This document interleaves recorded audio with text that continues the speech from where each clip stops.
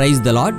పరిశుద్ధ గ్రంథమైన బైబిల్ నుండి ఈరోజు ప్రశ్న: నపుంసకుడు రథము మీద కూర్చుని బైబిల్లోని ఏ గ్రంథమును చదువుతున్నాడు? ఆప్షన్ ఏ కీర్తనల గ్రంథము, ఆప్షన్ బి సామెతల గ్రంథము, ఆప్షన్ సి ఎస్తేరు గ్రంథము, ఆప్షన్ డి యెషయా గ్రంథము.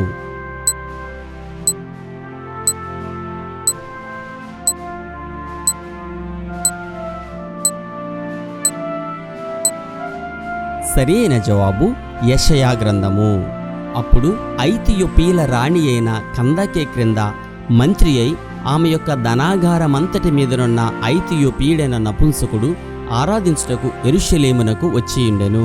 అతడు తిరిగి వెళ్ళుచు తన రథము మీద కూర్చుండి ప్రవక్త అయిన యెషయా గ్రంథము చదువుచుండెను.